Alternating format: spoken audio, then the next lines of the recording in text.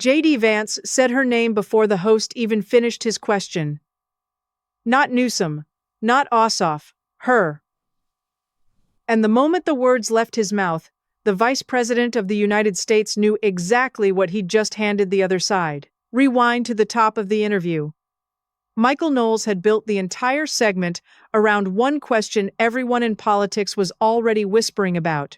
Who actually runs the Democratic Party's future? It was supposed to be a warm-up, a soft toss before the real headlines of the show.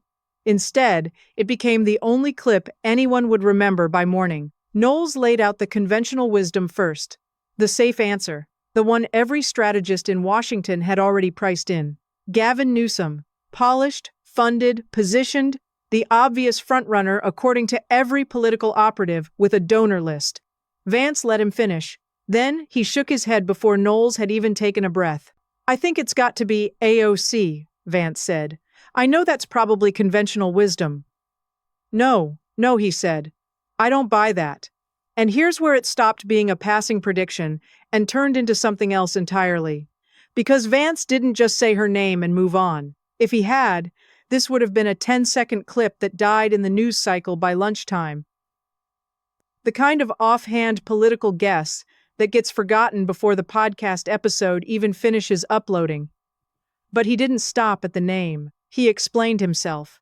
And the explanation is the part almost nobody saw coming, because it wasn't really about her at all. It was about the man everyone assumed would be standing in her way. Knowles had set the frame carefully, the way hosts do when they think they already know where an answer is going to land. Newsom was the safe pick, the establishment pick, the pick that made sense on paper to anyone who'd read a single fundraising report out of California in the last 2 years.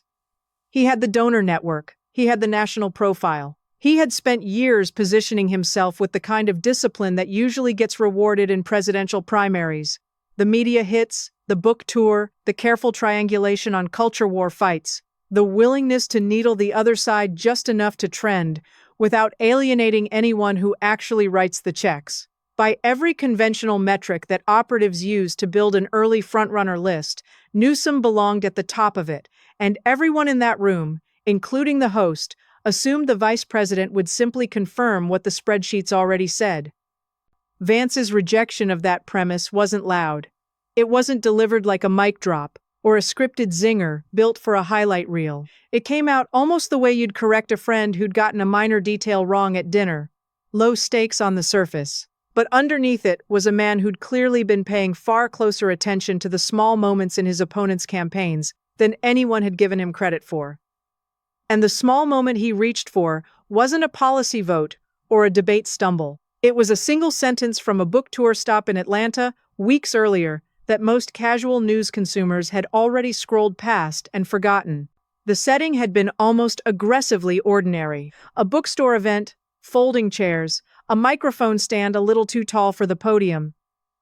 The kind of appearance every ambitious politician does a dozen times a year without much thought, because the stakes feel low and the room feels friendly. Newsom had been trying to do what politicians in his position often try to do in front of an audience they're worried might see them as out of touch.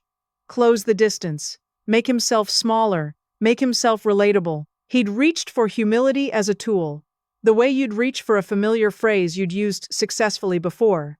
And he'd landed on comparing his own academic record, a 960 SAT score, to the room in front of him, framing it as proof he was just like them, not some polished elite who'd sailed through every institution without struggle. It should have worked. On paper, it's the exact move campaign consultants teach. Humanize the candidate, lower the temperature, remind people you bled a little too before you made it. Except it didn't land that way in the room. And it didn't land that way once the clip made its way online, days later. Instead of humility, it read as condescension.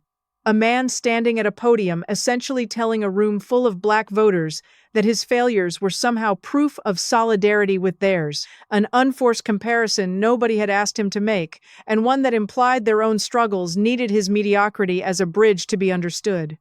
It wasn't cruel, it probably wasn't even calculated, but it was the kind of unforced, self-inflicted wound that follows a politician around far longer than any opposition attack ad ever could. Precisely because nobody else had to write it. He wrote it himself, on camera, trying to do the opposite. And Vance, sitting across a podcast microphone weeks later, reached for that exact moment, like he'd been holding it in reserve the entire time. He didn't dwell on it. He didn't launch into an extended monologue, picking it apart. He simply stated, plainly, that the comment had hurt Newsom more than most people in Washington currently understood. More than the polling average showed, more than the pundits circling him as an inevitable frontrunner were willing to admit out loud. It was a single sentence delivered with the confidence of a man who reads far more of the granular, ground-level coverage of his rivals than his public image as a culture war pugilist would suggest. If you've ever watched someone who's supposed to be your political opponent hand you the sharpest, most accurate read on your own side's weaknesses, completely unprompted, without a single follow-up question forcing it out of him, stay with this, because what happened in the minutes after that comment is the part that actually detonated online, and it wasn't the prediction about who'd win. It was the fact that a sitting vice president of the United States had apparently been quietly cataloging his rivals' missteps with more precision than most of their own strategists. Knowles, to his credit, didn't let it go. A good interviewer doesn't leave a thread like that hanging, and he pulled at it a second time, offering up a third name entirely, one that hadn't come up yet in the conversation, and one that represented an entirely different theory of how the Democratic Party actually works. Jon Ossoff, a freshman senator from Georgia, young, disciplined, careful in a way that read as almost deliberately unshowy, next to figures like Newsom and Ocasio-Cortez, the kind of candidate that generates buzz not from viral moments, but from quiet conversations in rooms full of people who write checks with a lot of zeros on them. Ossoff represented, in other words, a completely different bet about where power actually sits inside a political party, not the activist base, not the online energy, but the institutional money and the traditional donor class that still, in the end, tends to decide who gets a real shot at the nomination. Vance didn't dismiss the name. That's worth sitting with for a second, because dismissing it would have been the easy, expected move, the one that keeps a simple narrative simple. Instead, he did something more interesting. He reframed the entire premise of the question, turning what had started as a guessing game about individual names into a structural argument about how power actually distributes itself inside a party that, in his telling, is currently pulled in two very different directions at once. The question, he said, isn't really who do you like better. The question is, who do you think actually holds the power? And then he laid out the fork in the road as cleanly as anyone in that studio had probably heard it laid out all year. If you believe the real center of gravity in the Democratic Party still sits with Wall Street, with the left-of-center business community, with the donor class that has quietly steered nominations for decades, regardless of what the base was shouting about online, then the answer is Ossoff, a candidate built almost specifically to be palatable to that exact constituency. But if you believe the real center of gravity has shifted somewhere else entirely, toward the universities, toward the online activist infrastructure, toward the coalition that turns out loudest in primaries, even when it doesn't turn out biggest in donor totals, then the answer is Ocasio-Cortez, someone whose entire rise was built precisely on out-organizing that older establishment rather than courting it. It was, in its own way, a more sophisticated piece of political analysis than most cable panels manage in a full hour, delivered almost as an aside on a podcast that was ostensibly about something else entirely. And then, almost as if to make sure the moment didn't pass without a headline attached to it, Vance added the line that would end up dissected on every cable panel by dinner time, the one that would get clipped, captioned, and passed around long after the Newsom comment and the Ossoff framing had already been picked apart.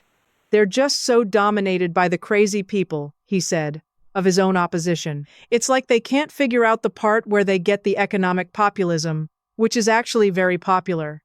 I think Republicans should be more worried about that. Sit with what that sentence is actually doing for a second, because it's easy to let it slide past as just another partisan jab, the kind of thing politicians toss off in interviews a dozen times a week without much weight behind it. But it isn't that. It's the Vice President of the United States. A man frequently floated himself as the leading Republican candidate for the very same 2028 race, standing in front of a friendly host on a friendly show and telling his own side, in plain language, that they should be more concerned about a rival's political instincts than they currently appear to be. That's not a gaffe. Gaffes are unforced errors, slips of the tongue. Politicians spend days walking back. This wasn't that. There was no walking back required because there was nothing careless about it.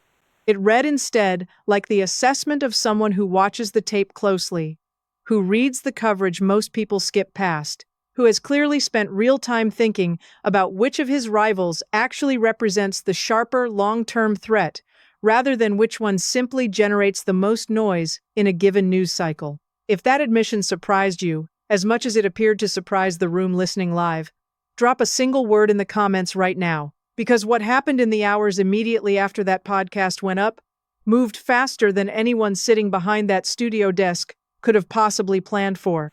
The clip didn't need a push. It didn't need a coordinated rollout or a friendly aggregator account to give it its first 1,000 views. It simply existed, sitting there in the recorded audio, and within hours, it had been pulled, transcribed, and placed directly in front of the one person it was actually about. A reporter caught Ocasio-Cortez in a hallway, the kind of unplanned, half-walking interview that produces the most honest reactions. Precisely because there's no time to workshop an answer with staff first, and asked her plainly what she made of the sitting Vice President of the United States, naming her, specifically, as the leading threat to his own party's future plans.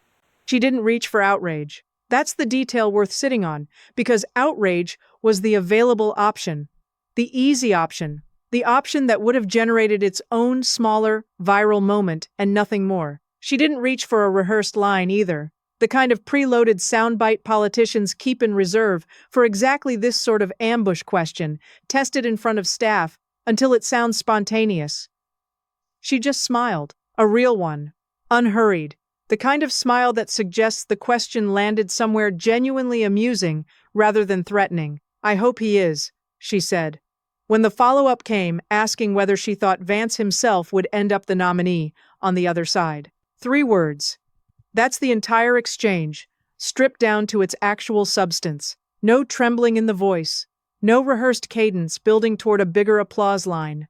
Nothing engineered for a highlight reel, just a smile and a short sentence built, whether intentionally or not, to travel exactly as far and as fast as it did. It wasn't a takedown. It's important to be honest about that, because the instinct in moments like this is to reach for the language of combat, to describe every exchange between political rivals as someone winning and someone losing, someone landing a blow and someone absorbing it. This wasn't that kind of moment. It was something quieter, and in its own way, more unsettling for anyone trying to write the 2028 narrative months or years in advance, because it revealed the calm of someone who'd clearly already turned this exact scenario over in her head before it ever arrived.